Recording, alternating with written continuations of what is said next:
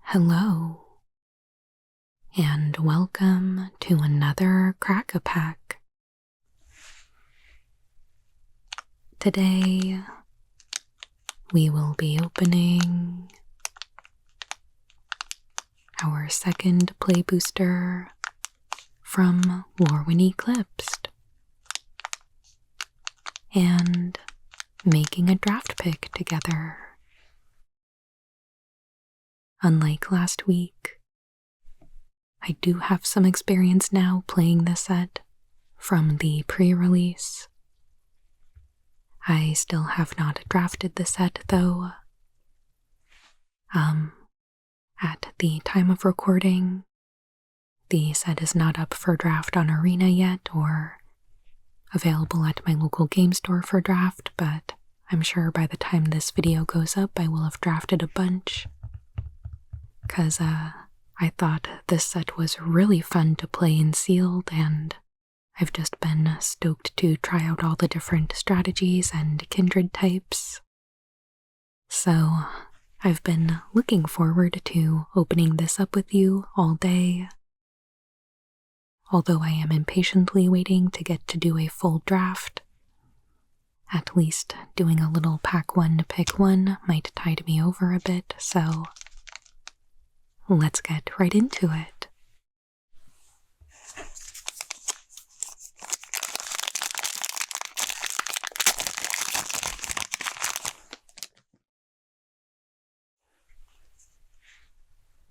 Right.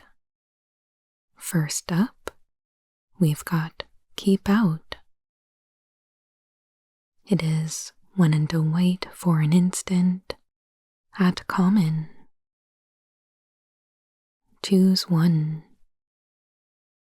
Keep Out deals 4 damage to target tapped creature, or destroy target enchantment. We don't want your kind round here. Yeah? Not a bad removal spell.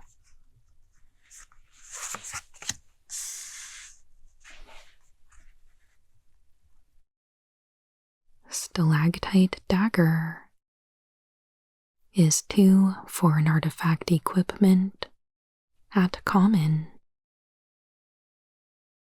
When this equipment enters, create a 1/1 colorless shapeshifter creature token with Changeling. Equipped creature gets +1/+1 and is all creature types. Equip 2.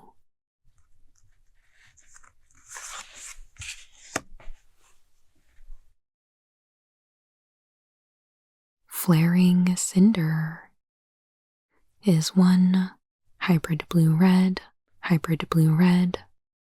for a 3/2 elemental sorcerer at common.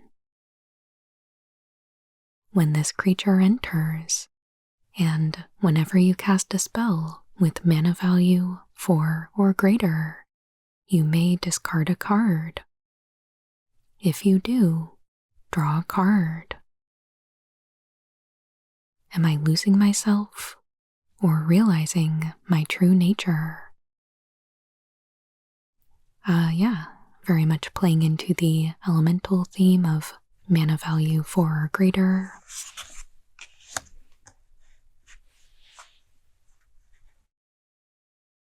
Scarblade's Malice is a single black for an instant at common.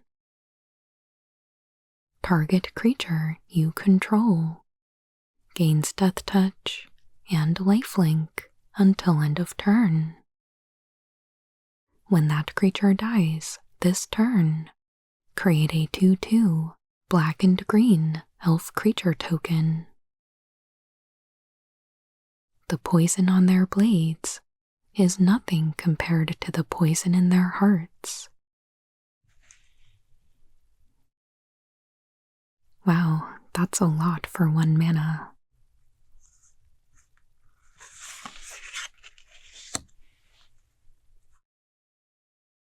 Wary Farmer is 1 hybrid green-white, for a 3/3 Kithkin citizen at common. At the beginning of your end step, if another creature entered the battlefield under your control this turn, surveil 1. The only farmhands I need are my own. I like that the surveil kind of helps you determine if there's going to be another creature next turn or not.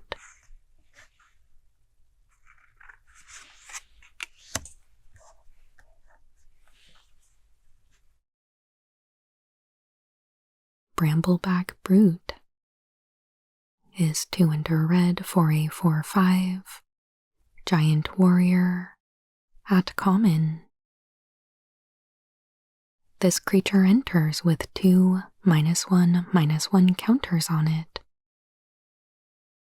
Pay 1 and a red, remove a counter from this creature. Target creature can't block this turn. Activate only as a sorcery. Her tangled cape grew with every village raised. Another repeat from last time.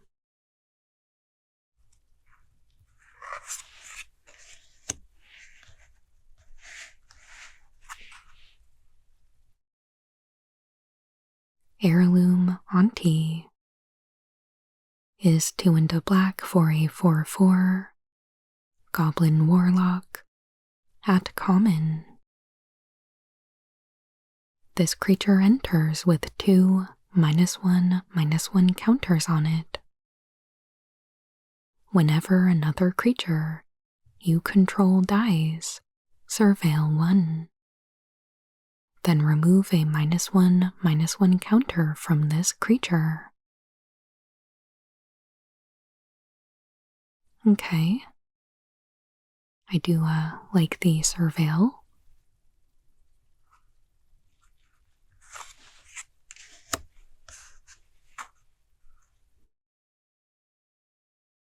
Vinebread Brawler is 2 and a green for a 4/2 Elf Berserker at uncommon. This creature must be blocked, if able. Whenever this creature attacks, another target elf you control gets +2/+1 until end of turn. Once looked down upon, Vinebreeders proved invaluable during the Phyrexian invasion, and soon became exquisite in the eyes of elves. I assume you're probably just getting 1 hit with this, but hopefully at least taking down another creature with it.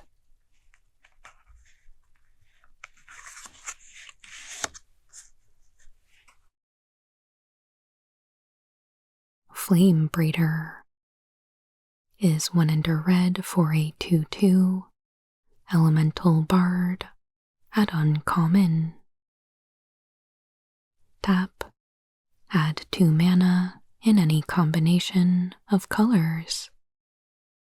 Spend this mana only to cast elemental spells or activate abilities of elemental sources. You seek guidance on your path, then let me provide it. What greater flame is there than the sun? Certainly seems useful for casting things with mana value 4 or greater, so yeah.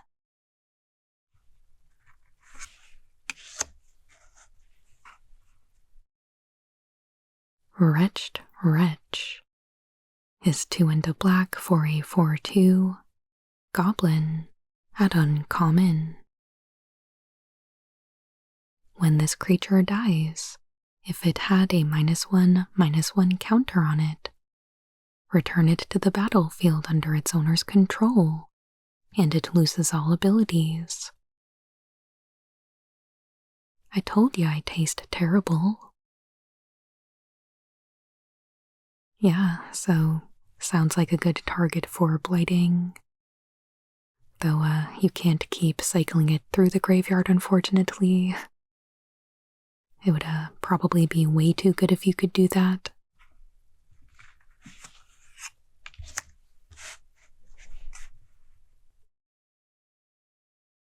Wanderwine Farewell is 5 blue for a kindred sorcery.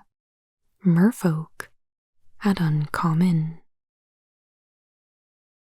With Convoke,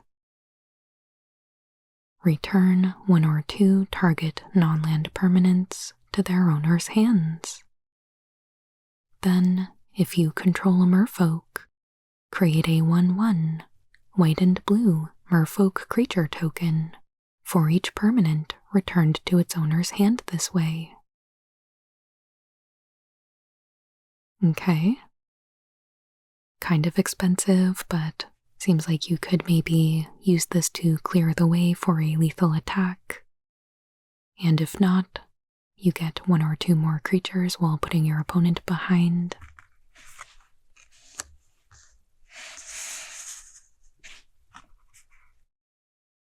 The rare is Sapling Nursery. It is 6 green for an enchantment at rare, with affinity for forests and landfall. Whenever a land you control enters, create a 3/4 green treefolk creature token with reach. And pay 1 into green and exile this enchantment. Treefolk and forests you control gain indestructible until end of turn.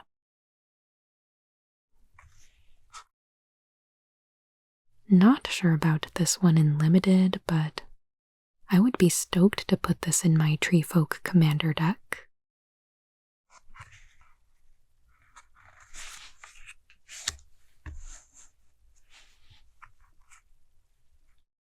We've got a foil showcase, Deep Channel Duelist. It is white blue for a 2/2 merfolk soldier at uncommon. At the beginning of your end step, untap target merfolk you control. Other merfolk you control get +1/+1. He flourished his blade, and the Wanderwine flourished too. To this day, he's still felt in every current. The Legend of Flynn.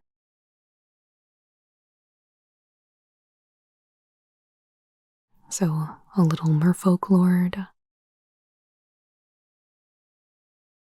Seems like it would be very good with the Wanderwine Farewell, making those tokens 2/2s instead of 1/1s. Cool. We've got a Plains, a Kithkin token, and an Elf token.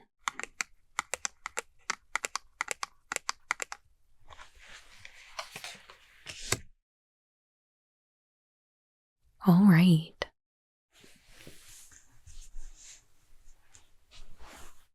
So here is our pack. And yeah, I don't know that I am terribly interested in this rare.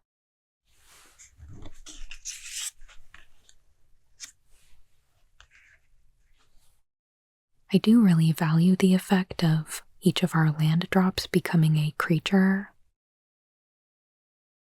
A 3/4 reach is a very substantial creature, so I do think this is a very powerful effect. But we need to think this through a bit. if we're paying full price, this enchantment costs 8 mana, and 6 mana if we are assuming that the 2 green pips are coming directly from forests. So, at 6 lands, we need to think about how many land drops we might have remaining in the game. If we are mono green, we could cast this starting at 4 mana. At that point, I think I would be bought into this card, but I don't really think it is reasonable to assume that we could be mono green. So if we've got another land type in the mix, then the cost on this goes up and we probably are paying like 5 or 6 for it. I would be happy to be wrong about that, but I don't know. I think I would really need more information on this or more experience looking at how this might shake out before saying for sure one way or the other on this, but for a pack one, pick one. Although this would be the opportunity to try and full commit to this and trying to be mono green for the rest of the draft, I think I would probably just pass on it and see what happens. So let's pull out the uncommons and then any standout commons.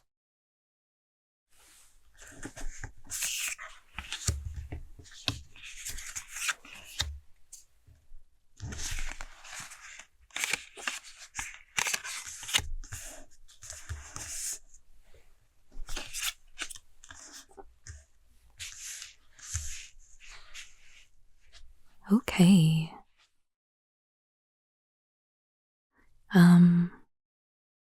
I think out of these options, the Deep Channel Duelist would make the most sense to take.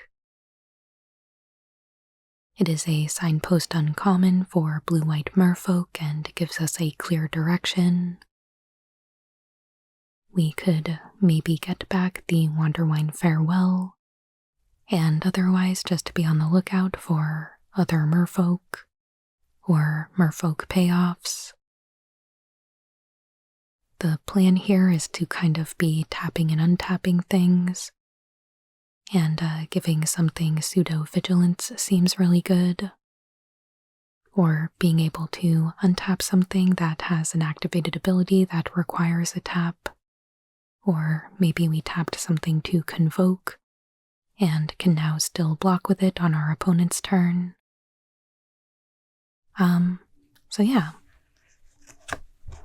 I think for me, the Deep Channel Duelist would be my pack one, pick one. Whoa. But of course, let me know what you think. And I would also love to hear your opinion on Sapling Nursery. Do you think this is playable in Limited? Let's discuss down in the comments. And let me put this pack back together so you can get one more look at it.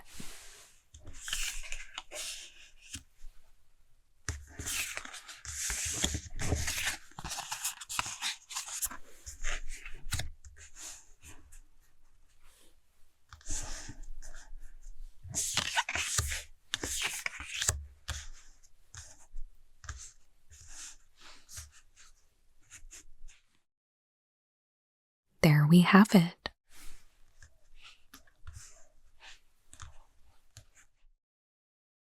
Thank you so much for joining me today for another Lorwyn Eclipsed Crack-a-Pack.